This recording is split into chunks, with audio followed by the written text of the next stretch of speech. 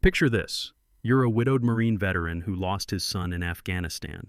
You've spent 2 years building a memorial garden, your wife's roses, your boy's flagpole, stone markers honoring fallen brothers. Then some HOA queen in a $2.8 million McMansion decides your grief is an eyesore and gives you 48 hours to rip it all out. That's exactly what happened to me at 6 a.m. on a Tuesday. Ezra Mitchell, by the way, and yeah, I was furious. The violation notice was taped right over my Purple Heart memorial plaque while morning dew still sparkled on Old Glory. Across the street, Cordelia Blackstone watched from her floor-to-ceiling windows, probably savoring my shock. The irony? She had no idea I was about to discover something that would make her the one packing boxes. What would you do if someone tried to force you to destroy your family's memorial? Drop a comment. I bet your HOA nightmare beats mine. Let me paint you the real picture of Ezra Mitchell, because understanding this man makes what's coming absolutely beautiful. 52, Marine veteran, 2 Afghanistan tours, and the kind of quiet strength that comes from surviving hell twice over. Lost his wife, Clara, to cancer, then his son, Marcus Lance, Corporal Marcus Mitchell, to an IED in 2019. Double tragedy that would break most people. Not Ezra. Marines don't break, they adapt. His memorial garden wasn't lawn decoration. Every element told a story. The flagpole flew colors at exactly 0600 hours muscle memory from 20 years of reveille. Clara's white roses climbed a hand-built trellis, their morning fragrance mixing with the metallic scent of dew on the granite memorial stones. 3 markers honored fallen brothers, names carved deep enough to outlast the subdivision itself. The American flag snapped crisp in morning breezes while wind chimes played Marcus's favorite song, Taps, every sunset. This wasn't landscaping. This was sacred ground. Now picture Willowbrook Estates, 340 homes sprawled across former Virginia farmland, built between 1987 to 2003, when developers still believed suburban sprawl was America's destiny. Cookie-cutter colonials mixed with McMansions, each lawn perfectly manicured, every mailbox regulation compliant. Monthly HOA fees of $340 half of Ezra's disability pension-bought residence, the privilege of following 847 rules packed into a 200-page handbook thicker than most military field manuals. The morning routine had become neighborhood soundtrack. 6 a.m. sharp, Ezra raised Old Glory while brewing coffee strong enough to wake Arlington Cemetery. Neighbors expected it. The crisp, flag-raising ceremony, the scent of memorial roses drifting across perfectly edged sidewalks, the quiet dignity of a man honoring his dead. But across the street lived Cordelia Blackstone, and she had bigger problems than morning flag ceremonies. Picture this woman, 44, always dressed for CNN interviews she'd never get, driving a white Tesla she couldn't actually afford. Her $2.8 million mansion screamed success to anyone within shouting distance, which was exactly the point. Failed city council candidate turned HOA dictator, she'd mortgaged herself into a corner assuming property values climbed forever. They don't. Here's what desperation looks like in designer clothes. $18,000 monthly mortgage payments on a real estate portfolio crashing faster than her political ambitions. Bank foreclosure notices sat in her lawyer's office like loaded weapons. Cordelia needed wins, big, visible demonstrations of authority that proved she could manage problem residents and maintain property values. Enter one memorial garden, which Cordelia saw as her golden ticket. The violation notice she'd hand-delivered cited Rule 247C, no permanent structures or political religious displays. Never mind that the same handbook defined political displays as campaign signs and religious displays as non-Christian symbols. Somehow an American flag honoring dead Marines qualified as both. The smell of fresh ink on legal paper mixed with her desperation-induced perfume as she taped it directly over Ezra's Purple Heart memorial plaque. Her demands read like a demolition order. Remove flagpole, dismantle memorial stones, uproot Clara's roses, eliminate the bench. 48 hours to erase 2 years of healing, or face $500 daily fines that would drain his pension faster than VA bureaucracy killed veterans. What Cordelia couldn't smell was the irony hanging thick as morning fog. What she couldn't see was the legal foundation shifting beneath her designer heels. What she definitely couldn't imagine was that quiet veteran sitting on his memorial bench, listening to wind chimes play taps in cooling evening air, was about to become her worst nightmare. See, Ezra had learned something during his Marine Corps years that served him well in civilian warfare. Before you engage the enemy, you gather intelligence. And brother, was he about to gather some intelligence that would make Cordelia wish she'd never heard of Willowbrook Estates. The war was coming. The question wasn't whether Ezra would win Marines always complete the mission. The question was how spectacular Cordelia's defeat would be, and whether federal prison jumpsuits came in designer colors. Spoiler alert, they don't. 3 days after that violation notice, Ezra stepped outside to raise his mourning colors and found his American flag carved into ribbons, not torn by wind-sliced. Someone had climbed his flagpole in darkness and systematically shredded Old Glory with what looked like box cutters.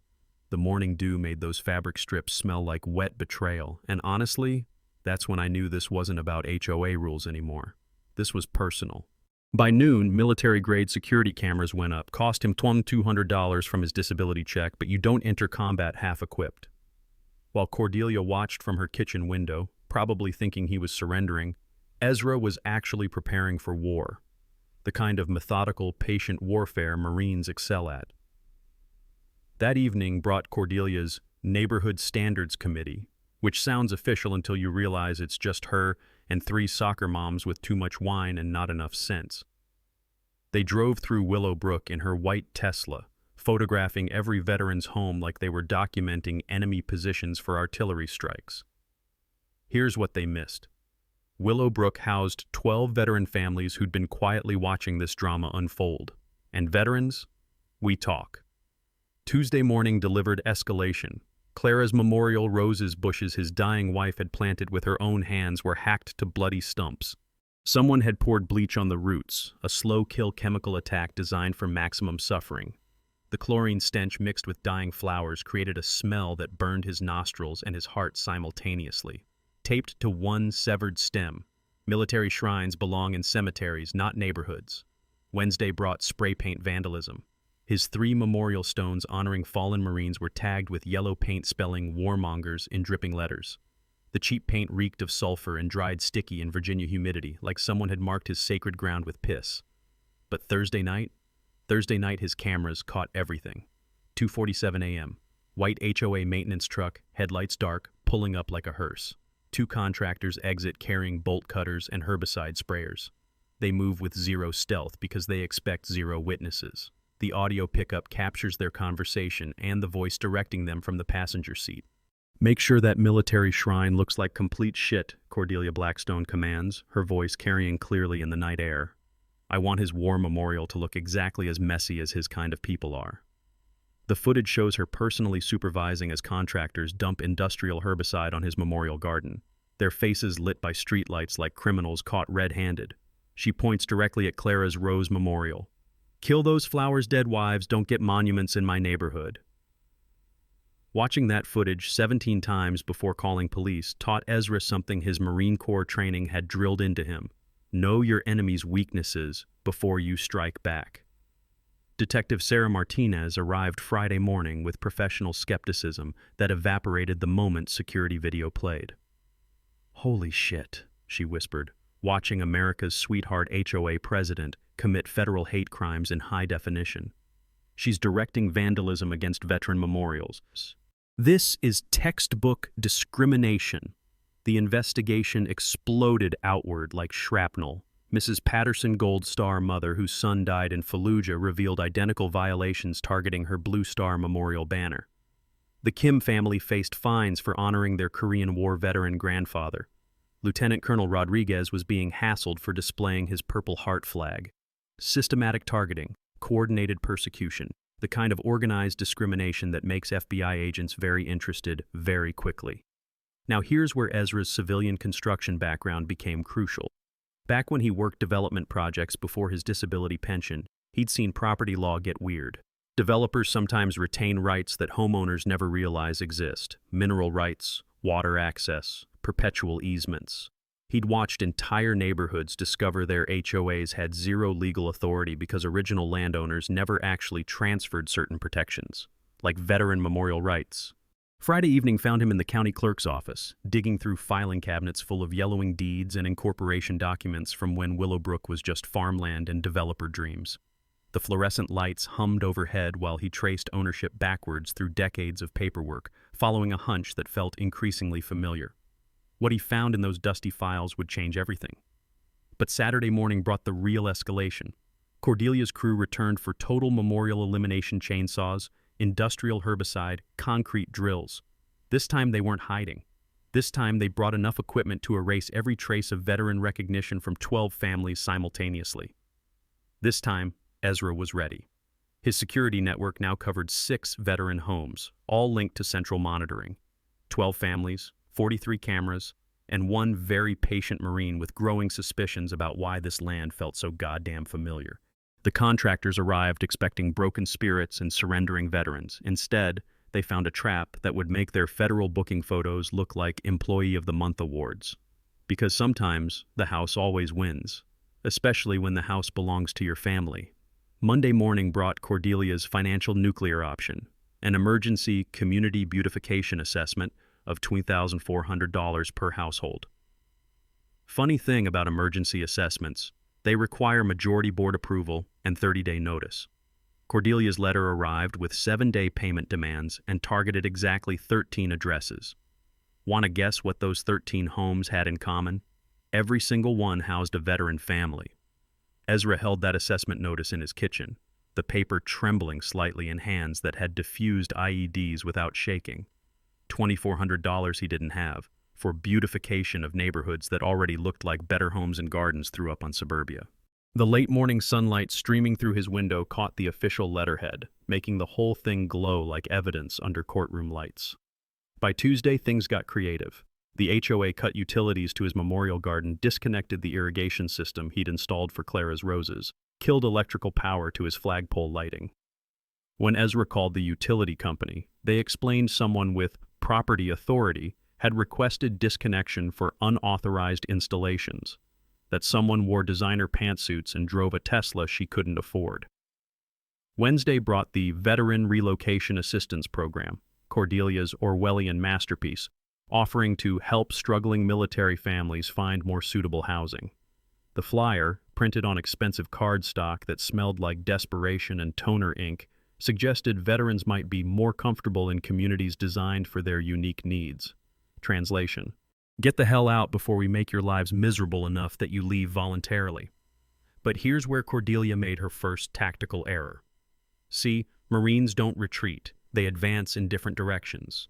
And Ezra's construction background meant he understood something most people miss about utility disconnections and emergency assessments. They require specific legal authority that most HOAs don't actually possess.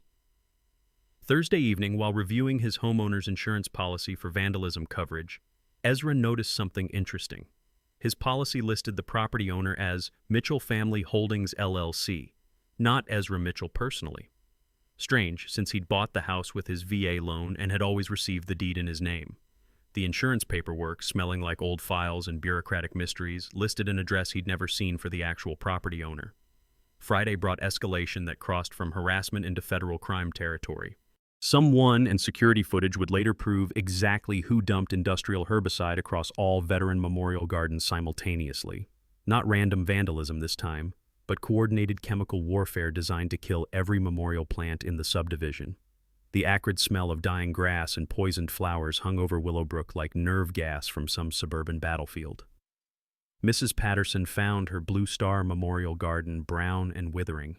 The plants her son had helped her choose before deploying to Iraq, now skeletal remains in soil that reeked of chemical death. Lieutenant Colonel Rodriguez discovered his Purple Heart Memorial roses reduced to blackened stumps, their leaves curled like burned prayers. The veteran families gathered that evening in Ezra's living room, their voices mixing anger with military precision as they documented systematic persecution. 12 families, 47 incidents of vandalism, $23,000 in documented property damage. The coffee table disappeared under evidence folders while the smell of fresh brewed coffee couldn't quite mask the underlying tension of warriors planning counterattack. That's when Mrs. Patterson dropped her bombshell. "I saved the contractor invoices," she announced, pulling a manila folder from her purse like a grenade pin. "My husband always said keep receipts for everything." The documents showed HOA payments to Blackstone Property Services, Cordelia's personal company, for emergency maintenance that coincidentally occurred during every act of Memorial Garden vandalism.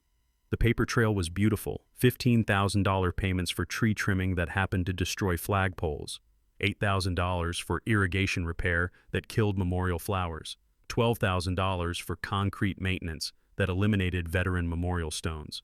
Every act of vandalism had been invoiced as legitimate HOA maintenance, creating a federal fraud case that would make prosecutors giggle with joy. Here's what Ezra learned during 20 years of military service that applies perfectly to civilian warfare. Follow the money, document everything, and never assume your enemy is smarter than their greed. Financial crimes leave paper trails like blood drops leading to treasure. Monday morning brought the Marine Corps Legal Services office, where Ezra spread Mrs. Patterson's evidence across a conference table that had probably seen fewer smoking guns than this one case. Captain Jennifer Walsh, JAG officer with eyes like laser-guided missiles, reviewed the documentation with growing amazement. "Mr. Mitchell," she said, her voice carrying the controlled excitement of a lawyer smelling easy victory, "this isn't just HOA harassment. This is organized criminal enterprise using federal mail fraud to commit hate crimes against protected veterans. We're looking at RICO territory." The Racketeer Influenced and Corrupt Organizations Act, designed for mafia prosecutions but applicable to any organized criminal conspiracy, like HOA boards using systematic fraud to persecute veteran families for profit. Tuesday evening, while Cordelia's crew prepared for another night of memorial destruction, Ezra sat in his memorial garden surrounded by dying roses and poisoned soil, making calls that would reshape everything. Marine Corps League, $15,000 legal defense fund approved. Disabled American veterans, national media attention guaranteed. Veterans Affairs, federal discrimination investigation launched. The smell of herbicide still hung in evening air, mixing with the metallic scent of justice being forged in bureaucratic fires. Wednesday morning brought Cordelia's final mistake. She appeared personally at Ezra's door, dressed like she was attending a funeral, which, considering her legal situation, wasn't far wrong. "Mr. Mitchell," she began, her voice sweet as antifreeze, "I think we can work something out. Drop your complaints, remove your displays voluntarily, and the HOA might consider reducing your assessment to something more manageable." Ezra studied her face through his screen door, noting the slight tremor in her hands, the way her eyes couldn't quite meet his. Fear smelled different on different people. On Cordelia, it smelled like expensive perfume mixed with cold sweat. "Ma'am," he replied with Marine Corps courtesy, "I appreciate the offer, but I think I'll let the federal investigators handle this from here." Her face went white as her Tesla paint job. The war was about to become a massacre. By week 3, Cordelia had moved beyond property destruction into full-scale character assassination. The restraining order arrived Tuesday morning, delivered by a sheriff's deputy who looked embarrassed reading the allegations. Defendant threatened plaintiff with military violence, citing combat training and access to weapons. Ezra read the document twice, the legal paper crackling between his fingers like dry leaves. According to Cordelia's sworn statement, he'd cornered her in the mailbox area and threatened to handle her like enemy combatants in Afghanistan. Pure fiction, except she'd included security camera timestamps that actually showed him collecting mail while she watched from her kitchen window 50 yards away.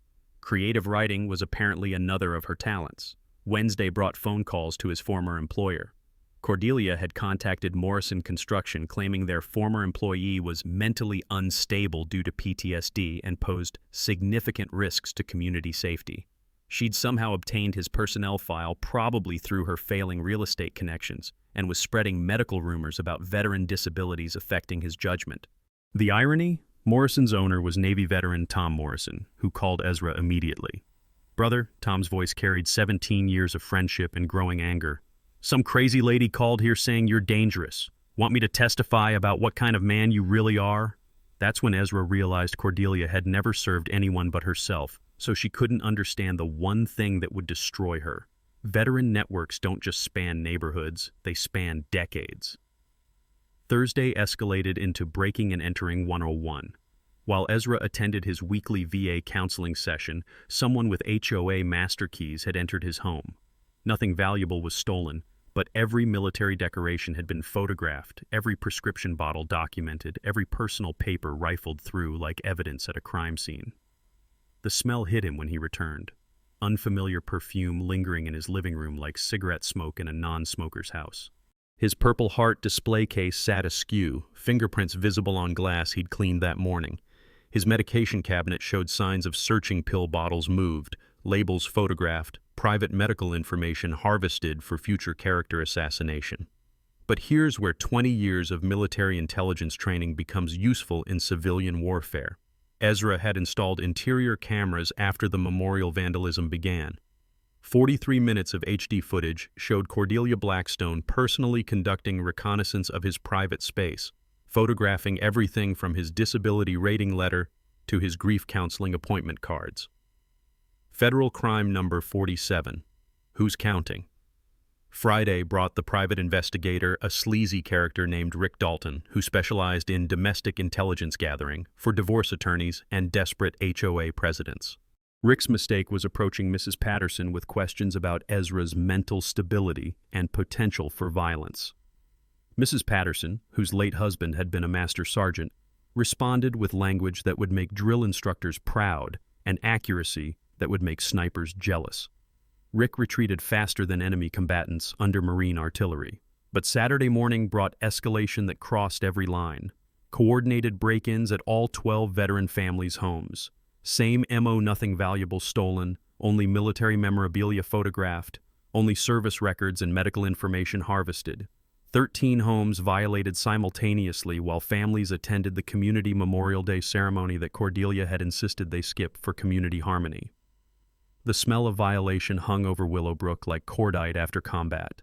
Families came home to find their most sacred possessions pawed through by strangers, their private medical information stolen, their children's bedrooms searched for evidence of unstable veteran behavior.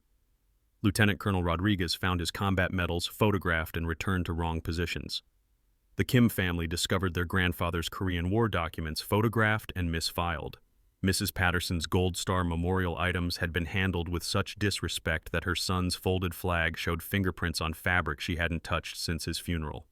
That evening, 12 veteran families gathered in Ezra's backyard, their voices carrying the controlled fury of warriors who'd been pushed past breaking point.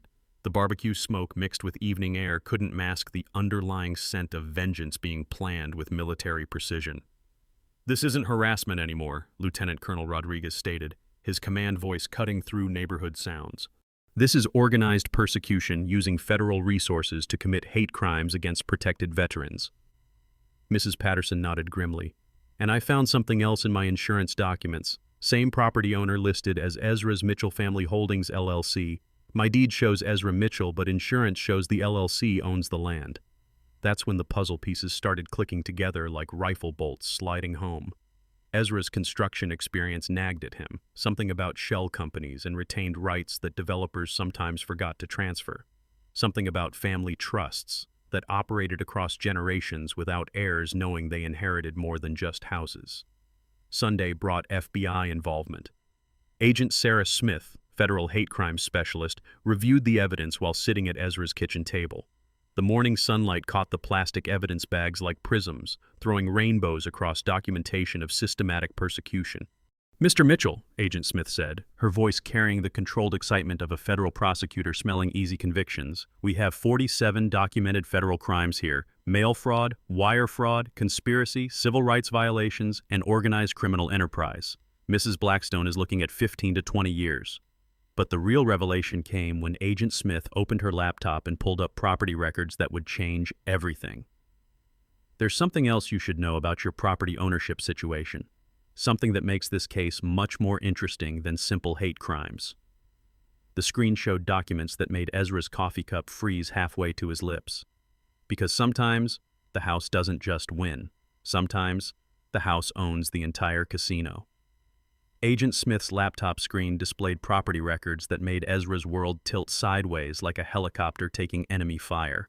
The coffee in his kitchen suddenly smelled different, sharper, more electric as legal documents revealed a truth that would reshape everything.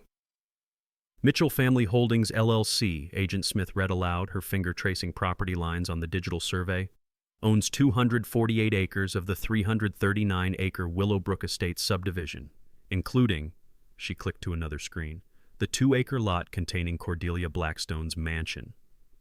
The silence stretched like the moment between pulling a grenade pin and explosion. "That's impossible," Ezra whispered, but his construction background was already connecting dots he'd refused to see. Shell companies, family trusts, generational property transfers that heirs sometimes never discover. His grandfather Samuel Mitchell had owned farmland here, but that was decades ago, before suburban development swallowed Virginia countryside like advancing armies. Agent Smith pulled up more documents. "Your grandfather never sold the land. He structured a development deal in 1987 where builders could construct homes, but ground ownership remained with Mitchell Family Holdings. Every property deed shows individual homeownership, but the land beneath stays with your family trust." The room spun slightly. Ezra gripped his coffee mug like an anchor while Agent Smith continued her legal bombshell presentation. "Mrs. Blackstone has been paying rent to your family trust for 4 years without knowing it. Her mortgage documents require landowner approval, which she never obtained because she never knew you owned her land. Technically, her $2.8 million mortgage is void." Legal papers rustled as Agent Smith spread the evidence across Ezra's kitchen table. Property tax records showing Cordelia had never paid taxes on land she didn't own. HOA management contracts that violated federal law because they claimed authority over property they couldn't legally control. Assessment notices that constituted fraud because the HOA never had legitimate power to levy fees. Every violation notice, every assessment, every fine they've issued to veteran families, all of it constitutes fraud because they lack legal authority over your land. Ezra stared at documents that transformed him from persecuted veteran to landlord of his own persecutors. The morning light streaming through his kitchen window illuminated papers that made him, technically, Cordelia's boss. The woman who'd been systematically destroying memorial gardens honoring his dead wife and son had been living on his family's property while committing federal crimes against his tenants. The irony tasted like metal and justice. "Your grandfather was clever," Agent Smith continued, pointing to original incorporation documents. "He retained veteran memorial rights in perpetuity. The HOA never had authority to restrict military displays because the landowner your family specifically protected them in 1987. Samuel Mitchell, grandfather Ezra barely remembered, had somehow foreseen this moment 36 years ago. A veteran himself, World War II Pacific Theater, he'd structured the development deal to ensure future veteran families would always have federal protection for memorial displays. The old man had been playing chess while everyone else was playing checkers. "So what does this mean?" Ezra asked, though his military mind was already calculating tactical implications. "It means you can terminate every HOA contract immediately. You can evict Mrs. Blackstone tomorrow. Her mortgage is void without proper landowner approval. You can dissolve the entire HOA structure and rebuild it however you want." Agent Smith's voice carried the satisfaction of federal agents delivering justice with legal precision. "Or you can prosecute everyone involved in the criminal conspiracy, seize their assets under federal law, and collect damages for systematic persecution of veteran families on your own property." Ezra walked to his memorial garden, now surrounded by security cameras and dying from chemical attacks. Clara's roses struggled against herbicide poisoning, while his flagpole stood empty, Old Glory still in tatters from Cordelia's vandalism campaign. His grandfather's ghost seemed to whisper through the morning breeze, "I protected this ground for you, son. Now protect it for them." The decision crystallized like morning dew becoming ice. Nuclear option or mercy, destruction or redemption, justice or revenge. Marines don't do revenge, they do justice. And justice sometimes looks exactly like watching your enemies discover they've been fighting on your battlefield the entire time. The next 72 hours transformed Ezra's kitchen into a military command center that would make Pentagon strategists jealous. Maps of Willowbrook covered his dining table like invasion plans, property records stacked in precise formations, and legal documents organized with the methodical efficiency that had kept Marines alive in Kandahar. Agent Smith returned Monday morning with a briefcase full of federal firepower. "RICO prosecution is greenlit," she announced, spreading indictments across his counter like winning lottery tickets. Cordelia Blackstone, HOA board members, and 12 contractors face organized criminal enterprise charges. We're talking 15 to 20 years federal prison.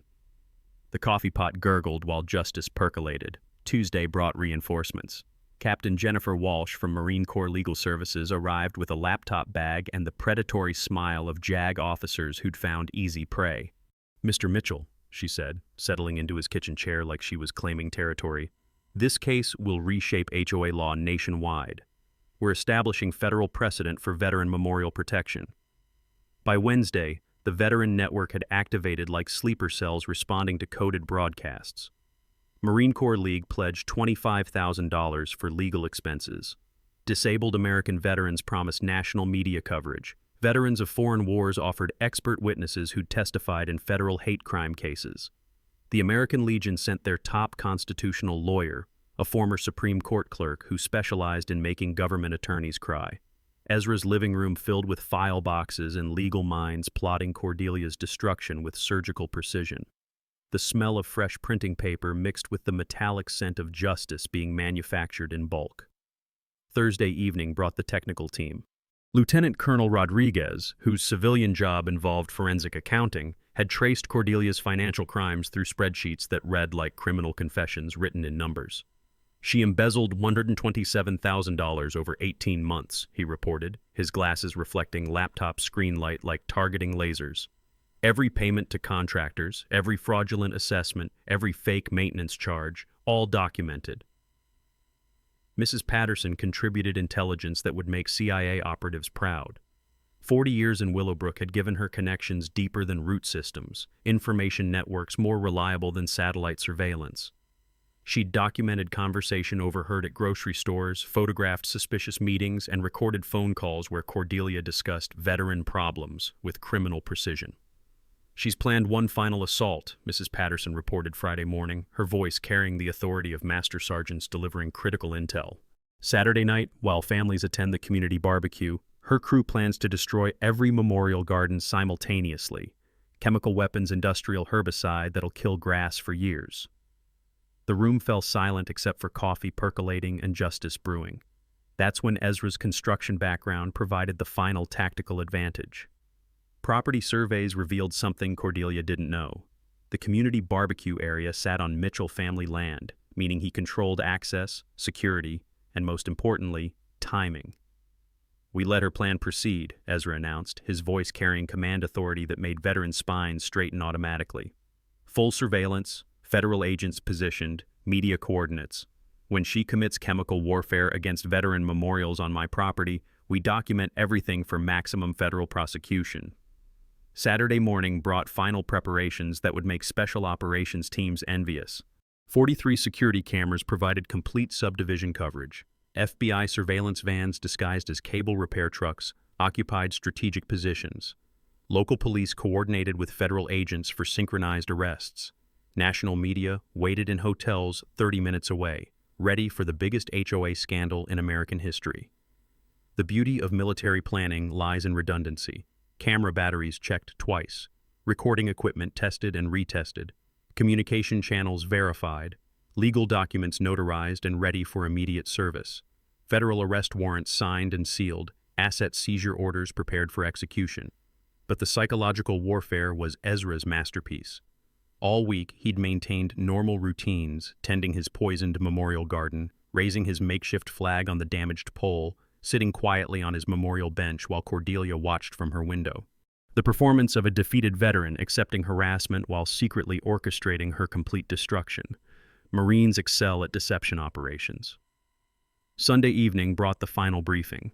Ezra's kitchen filled with federal agents, veteran advocates, legal scholars, and media representatives who'd document Cordelia's final performance as a free woman. The smell of anticipation hung thick as barbecue smoke, mixed with the metallic scent of handcuffs being prepared. "Tomorrow night," Agent Smith announced, reviewing synchronized watches like D-Day commanders, "we spring the trap. Mrs. Blackstone commits federal crimes while under complete surveillance, then discovers she's been persecuting veterans on property owned by her primary victim." Captain Walsh smiled with predatory satisfaction. "Federal prosecutors love cases this clean. 47 documented crimes, video evidence, financial records, and constitutional violations. She'll plead guilty within a week." Lieutenant Colonel Rodriguez consulted his spreadsheets one final time. "Asset seizure will recover $2.3 million for victim compensation. Her mansion, vehicles, bank accounts, everything forfeit under federal law. Mrs. Patterson raised her coffee mug in mock salute. To Cordelia Blackstone's final performance as HOA Queen, may it be memorable, recorded, and legally devastating. Monday evening would bring justice served at exactly the right temperature, ice cold, with a side of federal prosecution and a garnish of poetic irony. The trap was set. The prey was circling. The federal hammer was raised and ready to fall. All that remained was watching Cordelia Blackstone destroy herself while cameras rolled and handcuffs waited. Monday morning brought desperation disguised as confidence. Cordelia's white Tesla pulled into Ezra's driveway at 7 a.m. sharp, her designer heels clicking against concrete like countdown timers. She emerged carrying a briefcase that probably cost more than his monthly disability check, her smile sharp enough to cut through morning fog. "Mr. Mitchell," she called through his screen door, voice sweet as antifreeze, "I have a proposition that'll solve both our problems." Ezra opened the door, coffee mug in hand, playing the role of tired veteran who'd finally been beaten down. The smell of her desperation-induced perfume mixed with fresh morning air like chemical warfare in suburbia. "Mrs. Blackstone, little early for social calls, don't you think?" "I represent serious buyers," she continued, opening her briefcase with theatrical precision. "People willing to pay premium prices for your property, cash offers, no inspections, close in 7 days. You could be somewhere more suitable by next weekend." The briefcase contained photographs of mobile home parks and low-income housing developments, each labeled with pricing information that insulted his intelligence and his service record. Her research had been thorough. She knew his financial situation down to his monthly disability payments.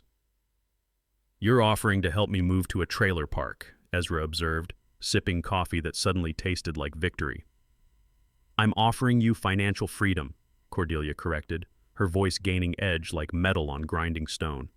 "Freedom from HOA disputes, from community conflicts, from neighbors who might not understand your challenges."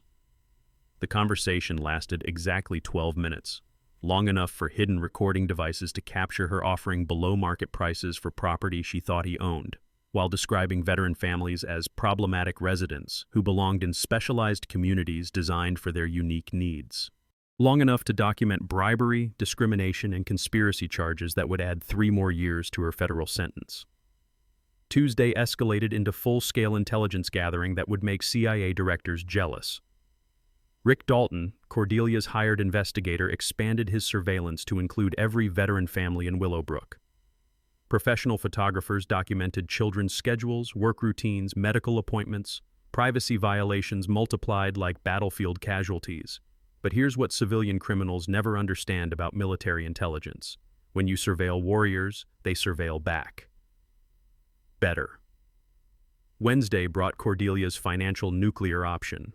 Emergency HOA board meeting called with illegal notice periods designed to vote immediate liens against all veteran properties. The meeting agenda, printed on cardstock that smelled like last-chance desperation, included motions to declare veteran families in violation of community standards and subject to immediate foreclosure proceedings. Except the HOA board didn't know they'd been committing federal crimes for 6 months. They thought this was legitimate governance, not organized criminal enterprise. When FBI agents arrested 3 board members Thursday morning, their shock was genuine and legally irrelevant. Friday brought psychological warfare. Anonymous flyers appeared throughout Willowbrook describing veteran families as domestic threats, with weapons training and unstable mental conditions. The paper smelled like fear and printer ink, distributed by hired accomplices who thought they were protecting suburban paradise from dangerous veterans.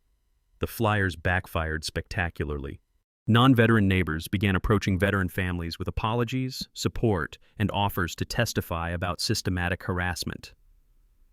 Community sentiment shifted like battlefield winds, turning against the HOA leadership with growing intensity. Saturday morning delivered Cordelia's masterstroke. False police reports claiming veteran families were stockpiling weapons and planning coordinated violence against HOA leadership. She'd hired a former police officer, kicked off the force for corruption to file complaints that would trigger SWAT responses.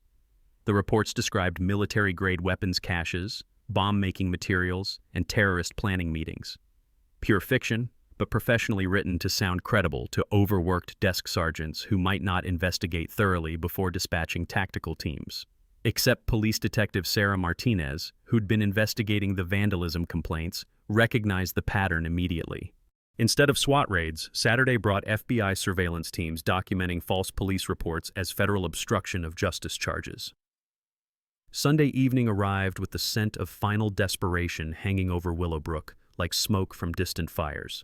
Cordelia's Tesla made rounds through the subdivision, checking veteran properties, documenting security cameras, probably calculating which homes to target for Monday night's chemical attack.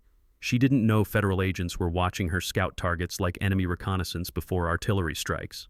Monday brought the final intelligence briefing in Ezra's kitchen, now command center for the largest HOA criminal prosecution in federal history.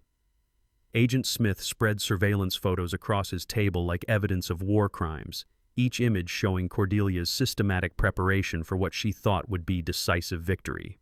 "She's hired a professional vandalism crew," Agent Smith reported, pointing to photographs of men with criminal records longer than Marine Corps service ribbons. Industrial herbicide, specialized equipment for destroying memorial gardens, coordination to hit all 12 properties simultaneously. The timing was perfect. Tuesday's community barbecue would gather families away from home while contractors destroyed everything sacred, everything memorial, everything that connected veteran families to their fallen brothers and lost loves. Cordelia's plan was thorough, professional, and completely documented by federal surveillance teams who'd been watching her orchestrate hate crimes for weeks. Tuesday evening would bring her final performance as a free woman. Wednesday morning would bring handcuffs, federal charges, and the discovery that she'd been committing crimes against veterans on property owned by her primary victim. The irony would be delicious. The justice would be swift. The federal prison sentence would be measured in decades. Tuesday morning brought Cordelia's final criminal gambit. Witness intimidation that would make organized crime bosses proud. She appeared at contractor Miguel Santos's apartment at 6 a.m., flanked by 2 private security guards who looked like they'd moonlighted from collections agencies. "Mr. Santos," her voice carried the cold authority of someone convinced she held all the cards. "I understand federal agents have been asking questions about our maintenance contracts." Miguel's security camera captured everything. Cordelia threatening deportation if he testified, offering $10,000 cash for silence, explaining how unfortunate accidents could happen to uncooperative witnesses. The audio quality was crystal clear, the legal implications devastating. Federal witness intimidation carries mandatory minimum sentences that would make her mortgage problems seem quaint.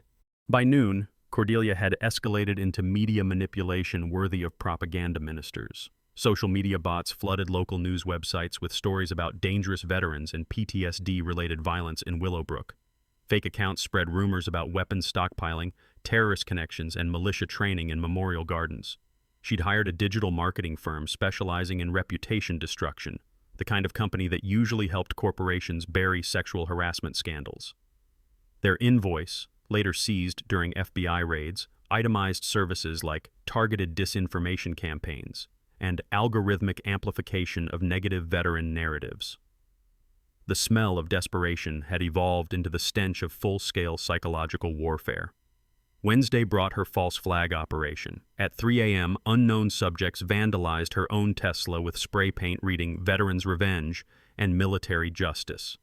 The damage was theatrical, visible from street level but easily repairable, designed for maximum media impact rather than genuine harm. Security cameras caught her directing the vandalism herself, pointing out where to spray paint her own vehicle for optimal photographic angles. She'd hired the same contractors who'd been destroying veteran memorials, creating evidence that would later prove conspiracy charges beyond any reasonable doubt. Thursday escalated into financial crimes that would make securities fraud prosecutors weep with joy.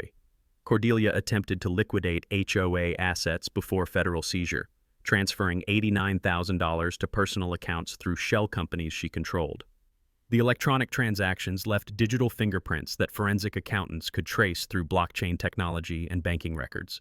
She'd also forged landowner approval documents for her mortgage, creating fake letterhead for Mitchell Family Holdings LLC and signing Ezra's name to papers authorizing her $2.8 million loan. The forgeries were professional quality until handwriting experts compared them to Ezra's actual signature on military documents. Friday brought Cordelia's media blitz, orchestrated with the precision of military psychological operations. Local television interviews where she portrayed herself as suburban mother protecting children from unstable veterans with combat training. Radio appearances describing Willowbrook as under siege by people who can't distinguish between war zones and neighborhoods. The performance was Oscar-worthy until investigative journalists started asking uncomfortable questions about HOA financial records, contractor payments, and systematic vandalism of veteran memorials. Her carefully crafted victim narrative collapsed faster than enemy positions under artillery fire. Saturday morning delivered her final desperate gambit: coordination with known hate groups specializing in anti-veteran propaganda. Phone records later revealed 47 calls to organizations that the Southern Poverty Law Center had classified as domestic terrorist groups. She'd requested assistance spreading veteran instability narratives through their networks, offering financial support for anti-military social media campaigns. Federal agents monitoring those groups had recorded every conversation, every payment, every coordination meeting. Domestic terrorism charges carry life sentences in federal prison. Sunday brought complete surveillance coverage as Cordelia's criminal network prepared for Monday's chemical attack. FBI vehicles disguised as utility trucks documented meetings where she distributed cash payments to contractors, reviewed target lists of veteran properties, and supervised loading of industrial herbicide into unmarked vans. The beauty of federal surveillance lies in patience. Every crime was documented, every participant identified, every piece of evidence preserved for prosecution that would reshape HOA law forever. Monday morning found Ezra in his memorial garden, tending Clara's roses that had somehow survived chemical attacks through pure stubbornness and careful watering. The morning light caught dewdrops on damaged petals while Agent Smith approached with final briefing materials.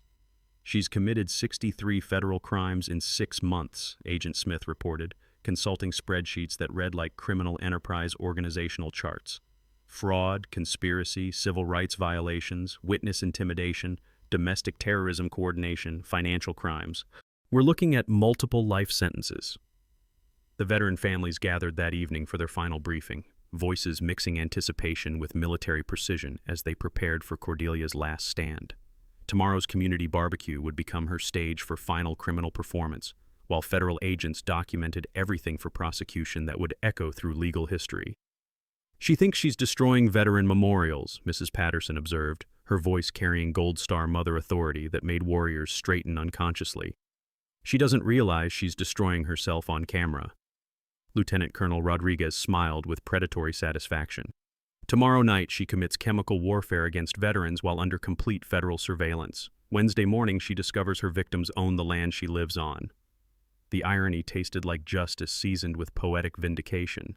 Tuesday would bring Cordelia's final performance as a free woman. Wednesday would bring handcuffs, federal indictments, and the discovery that she'd been fighting a war against landlords who could evict her with 30 days' notice. The criminal empire was about to collapse under the weight of its own documented stupidity. Justice would be served at exactly the right temperature, ice cold, with federal prosecution sauce and garnished with handcuffs. Tuesday evening, 7 p.m. The Willowbrook Community Center buzzed with tension thick enough to cut with combat knives. 450 people packed folding chairs arranged like military formations, national media cameras positioned for optimal angles, FBI agents scattered throughout the crowd like armed spectators at gladiator matches. Cordelia arrived fashionably late in her vandalized Tesla, flanked by private security who looked distinctly uncomfortable surrounded by federal agents. She wore her power suit like armor designer navy blue that probably cost more than Ezra's monthly pension, accessorized with confidence that would crumble within the hour. The air smelled like anticipation, mixed with fear sweat and expensive perfume. "Ladies and gentlemen," Cordelia began, her voice carrying across the room through wireless microphones that would broadcast her destruction live to 12 news stations, "we're here tonight to address the growing security threat in our community." Her PowerPoint presentation launched with professional precision.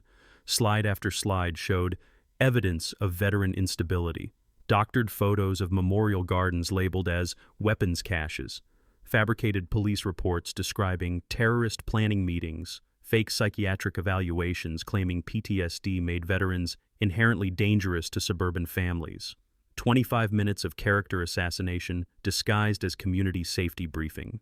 "These military families," she continued, pointing her laser pointer like a weapon toward the veteran section, have transformed our peaceful neighborhood into a combat zone. Their memorial displays attract unstable elements. Their gatherings constitute security risks. Mrs. Patterson stood slowly, her Gold Star mother pin catching fluorescent light like Medal of Honor. Mrs. Blackstone, my son died in Iraq defending your right to spread lies about veterans, but he also died defending our right to honor fallen heroes. The room shifted like tectonic plates before earthquake. I have documents here, Mrs. Patterson continued, raising manila folders above her head, showing HOA payments for vandalism of veteran memorials, payments to your company, Mrs. Blackstone, payments for destroying American flags and memorial roses planted by dying wives. Nervous murmurs rippled through the crowd like small arms fire in distant valleys. Lieutenant Colonel Rodriguez activated his laptop, projecting security footage onto the main screen. This shows Mrs. Blackstone personally directing vandalism of veteran memorial gardens at 3 a.m. last Thursday. The footage was devastating. Crystal clear video of Cordelia spray painting memorial stones, directing contractors to pour herbicide on roses, personally cutting down American flags while cursing about military garbage cluttering up my neighborhood. The room fell silent except for camera shutters clicking like rifle bolts. That's when Ezra walked to the microphone. Combat boots clicked against tile floors with military precision. He wore his dress blues full Marine Corps uniform with ribbons that told 20 years of service stories. The Purple Heart caught stage lights like battlefield honor transformed into courtroom evidence. Before we vote on anything tonight, his voice carried command authority that made spines straighten unconsciously. I think you should know who actually owns this land. He placed a single folder on the podium, its contents about to reshape everything. Mrs. Blackstone has spent 6 months systematically persecuting veteran families for displaying memorials on their own property.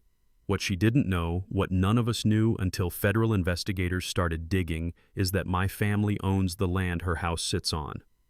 The silence stretched like the moment between lightning and thunder. Mitchell Family Holdings, LLC owns 248 acres of this 339-acre subdivision, including the lot where Mrs. Blackstone's mansion sits. She's been paying rent to my family trust for 4 years without knowing it. Cordelia's face went white as her Tesla paint job. Her mortgage required landowner approval, which she never obtained because she never knew I owned her land. Technically, her $2.8 million mortgage has been void since day one. The legal earthquake hit with seismic intensity. Every violation notice she issued was fraud. The HOA never had authority over veteran memorial rights that my grandfather specifically protected in 1987. Every assessment, every fine, every threat against veteran families constituted federal crimes because they lacked legal jurisdiction. Agent Smith stepped forward, badge gleaming under fluorescent lights like justice made visible.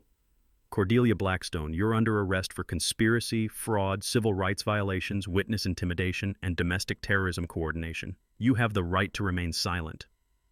Cordelia's breakdown was spectacular. Screaming about veteran conspiracies, demanding federal agents arrest Ezra for property fraud, physically lunging at the property documents while security restrained her like rabid animal requiring sedation. "This is illegal!" she shrieked, handcuffs clicking around wrists that had signed so many fraudulent documents. "Veterans don't own property. Military people don't have legal rights. This is America." The irony was delicious. "Ma'am," Ezra replied with Marine Corps courtesy, "this is America, which is exactly why veterans own property, have legal rights, and federal law protects our memorial displays from criminal harassment." The crowd erupted in standing ovation that could be heard 3 blocks away. "Every veteran memorial will be restored and protected forever," Ezra announced as Cordelia was led away in handcuffs. "This land will honor all who served and welcome all who respect that service." As Cordelia's Tesla was towed for asset forfeiture and her mansion was posted for immediate foreclosure, the taste of justice hung in evening air like victory seasoned with poetic vindication. The war for Willowbrook was over. Justice had won by unanimous decision. 6 months later, Willowbrook looked like a different planet. The community center where Cordelia had met her legal doom now hosted monthly veteran appreciation dinners, the scent of barbecue smoke mixing with laughter instead of tension. Children played in Memorial Park, 15 acres of former HOA common ground transformed into therapeutic gardens where Clara's roses bloomed alongside monuments honoring neighborhood heroes. Cordelia's federal sentencing made national news. 18 years in prison, $2.8 million restitution to veteran families, complete asset forfeiture. Her mansion became transitional housing for homeless veterans, managed by the same Marine Corps legal services that had prosecuted her criminal enterprise. The irony tasted sweeter than Mrs. Patterson's apple pie at community potlucks. The Willowbrook Federal Protection Act became model legislation in 12 states, establishing legal precedent that HOAs cannot interfere with veteran memorial displays under any circumstances. FBI's new HOA Criminal Enterprise Task Force, created specifically from this case, had already launched investigations in 47 similar persecution cases nationwide. But the real transformation lived in details that cameras couldn't capture. Thursday evenings found Ezra teaching neighborhood children about their grandfather Samuel's legacy, how one World War II veteran's legal foresight had protected 3 generations of military families. The memorial garden had expanded into a therapeutic space where combat veterans worked through PTSD alongside roses that somehow smelled like hope mixed with healing. His remarriage to Sarah Smith, the VA counselor who'd helped establish the therapy program, surprised nobody except Ezra himself. Love after loss wasn't something Marines planned for, but happiness had ambushed him during a grief counseling session where she'd explained how memorial gardens could heal trauma instead of preserving it. The wedding reception in Memorial Park drew veterans from all 50 states, turning Willowbrook into pilgrimage destination for military families facing HOA persecution. The cake tasted like celebration seasoned with vindication, while Marcus's wind chimes played wedding music that sounded suspiciously like taps arranged for joy instead of sorrow. Property values increased 22% after national coverage portrayed Willowbrook as America's most veteran-friendly community. The waiting list for homes exceeded available inventory, with military families specifically requesting transfers to the neighborhood where federal law protected memorial rights in perpetuity. Annual Memorial Garden Festival attracted 12,000 visitors celebrating veteran service instead of hiding from civilian persecution.